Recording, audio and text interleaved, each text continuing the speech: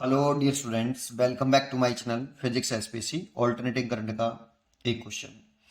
Capacitor of capacitance 150 microfarad is connected to alternating source of EMF is given by इतना।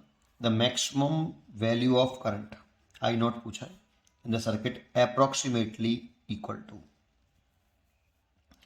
Solution, एक capacitor है हमारे पास, उसको किसी एसी सोर्स से जोड़ा है और इसका जो ई टाइम डिपेंडेंट वोल्टेज है E equal to 36 sine 120 pi t है। इसकी कंपेयरिंग अगर हम इससे करें तो पीक वैल्यू आ जाएगी वोल्टेज की साइन 120, ऐसे लिख लो इसे ओमेगा टी। तो पीक वोल्टेज तो आ जाएगा 36 वोल्ट और जो ओमेगा है वो 120 पाई रेडियन पर सेकंड हो जाएगा। ठीक है, क्योंकि कैपेसिटर है तो करंट और जो वोल्टेज हैं सेम फेज में नहीं होंगे, तो ऐसे मत लिख देना बेटा, ऐसे I the function of T E the function of T divide by X C. ये रॉन्ग है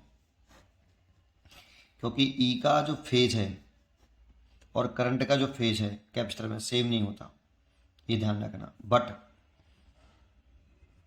आई की जो पीक वैल्यू है और ई की जो पीक वैल्यू है डिवाइड बाई एक्स सी, ये करेक्ट होता है, ये करेक्ट होता है। या ऐसे समझ लो कि आई आर एम एस बराबर E R M S upon X C. इसकी जगह पे I zero by root two लिख सकते हो, इसकी जगह पे E zero by root two लिख सकते हो और एक्स सी इससे कैंसिल। तो I zero is equal to ऐसे लिख सकते हो। और एक्स सी की जो वैल्यू है हमारी, हमसे ये आई नॉट पूछ रहा है, जो एक्स सी की जो वैल्यू होती है कैपेसिटिव रिएक्टेंस, इसकी वैल्यू 1 अपॉन ओमेगा सी होती है। तो I naught is equal to, इसकी जगह पे आप लिख सकते हो epsilon not peak value EMF की, और 1 अपॉन एप्सिलॉन नॉट नहीं है सॉरी, वो इसकी वैल्यू 1 अपॉन ओमेगा सी, तो ऊपर चला जाएगा ये 1 अपॉन ओमेगा सी। तो आप लिख सकते हो ओमेगा सी, ऐसे वैल्यू पुट कर दो बस के बाद। Peak value of alternating voltage ये आपकी इधर रखी है 36 वोल्ट और ओमेगा की वैल्यू रखी है 120 पाई और सी की वैल्यू रखी है 150 माइक्रोफैराड, दैट मीन्स 10 की पावर माइनस के 6। कैलकुलेशन कर लें बस, इसमें कैलकुलेशन ही है और कुछ है ही नहीं क्वेश्चन में। तो 36 120 पाई 3.14 ही लिख लें और 150 और नीचे 1000 कर लेते हैं और यहाँ 10 की पावर माइनस के 3। वो 10 की पावर माइनस के 6 को 10 पावर माइनस के 3 10 माइनस के 3 इसको नीचे ले आए तो प्लस के 3। एक जीरो से ये जीरो कैंसिल हो जाएगी, इस जीरो से ये वाली जीरो कैंसिल हो जाएगी, 5 से कटे जाएगा 3 बार, 5 से कटे जाएगा 2 बार और 2 से कट जाएगा ये 18 बार। तो I naught is equal to 18 into 12 into 3.14 into 3 और ये 10 की पावर आपकी कितनी माइनस की 3। अब इसको सॉल्व करने के अलावा हमारे पास कोई चॉइस नहीं है। अब देखो इन दोनों का पहले मल्टीप्लाई कर लो भाई, तो 12 इंटू 18 कर लो, 18 दूनी 36 होते हैं तो 6 कैरी 3, 18 का 18 19 20 21 तो 216 हो गया।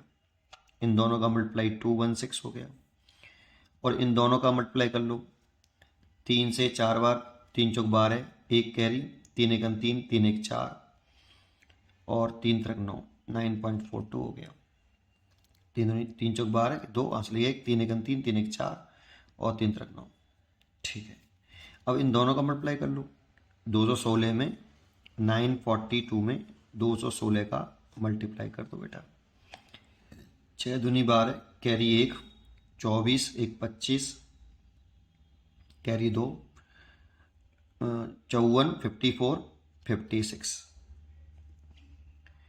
और ये एक मल्टीप्लाई, ये तो सेम टू सेम आ जाएगा, 2 मल्टीप्लाई 4 8 और 18, ये देखो ऐसे आ गया। मल्टीप्लाई जोड़ लो, 2 5 2 7, 6 4 10 14